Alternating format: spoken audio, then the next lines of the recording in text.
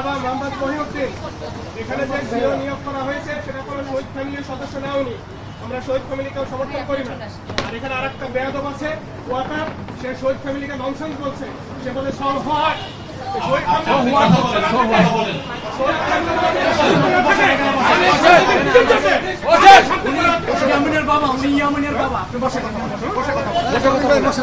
শহীদ ইয়ামিনের বাবা।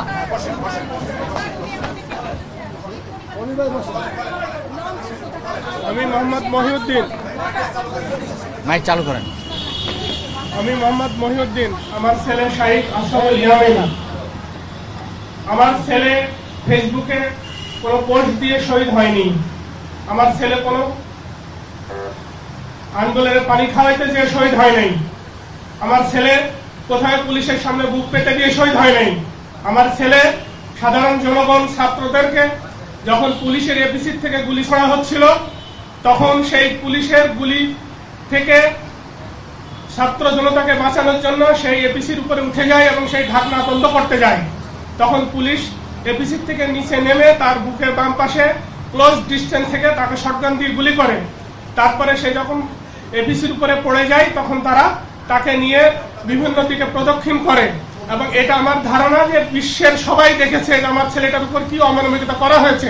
আর আজকে এই ফাউন্ডেশনের এক বেয়াদব আমাকে বলেছে সোহাট, ওনার নাম ওয়াকার। ওয়াকার সে কিসে? আমরা বলেছি শহীদ ফাউন্ডেশনের শহীদ ফ্যামিলির বাইরে কেউ থাকতে পারবে না, কারণ এখন যে স্নিগ্ধ সিও ছিল সে শহীদ ফ্যামিলির, আমাদের কোনো আপত্তি ছিল না।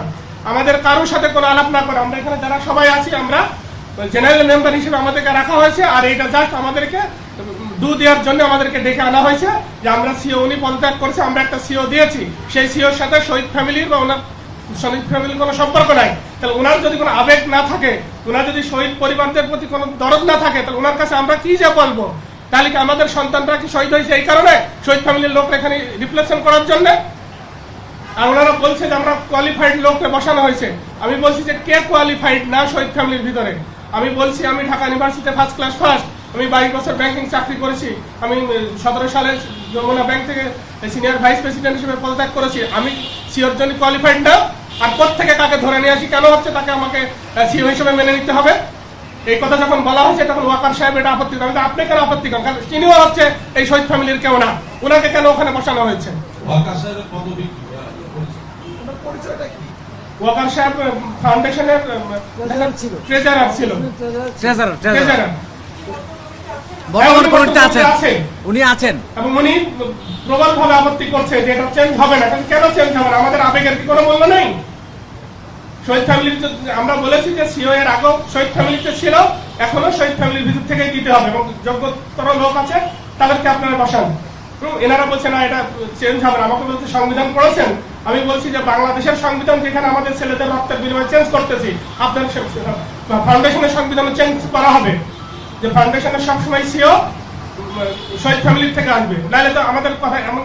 আমি সাধারণ মেম্বার হিসাবে বিভিন্ন শহীদ ফ্যামিলির সাথে যখন কথা বলেছি তখন এখানকার যারা সহযোগিতামূলক তাদের আচরণ পায় না, প্রফেশনাল আচরণ পায় না। পাবে কোথেকে? কেউ তো ওখানে শহীদ ফ্যামিলির কেউ নাই। এমনকি ফাউন্ডেশনে যারা আহত তাদেরকে কর্মসংস্থান দেওয়া উচিত ছিল। ফাউন্ডেশনের অধিকাংশ কর্মচারী আহতও না, তারা আহত যোদ্ধাও না, তারা শহীদ ফ্যামিলিরও কেউ না। এটা তাদের আমরা ওয়াকার ট্রেজারার হিসেবে তার পদত্যাগ দ্রুত দাবি করতেছি, কারণ সে কোনো শহীদ ফ্যামিলিকে বলতে পারে না যে সো হট ননসেন্স। ওয়াকার শহীদ ফ্যামিলি শহীদ ফাউন্ডেশনের ট্রেজারার। আমার নাম মোহাম্মদ মহিউদ্দিন, আমি শহীদ ইয়ামিনের বাবা।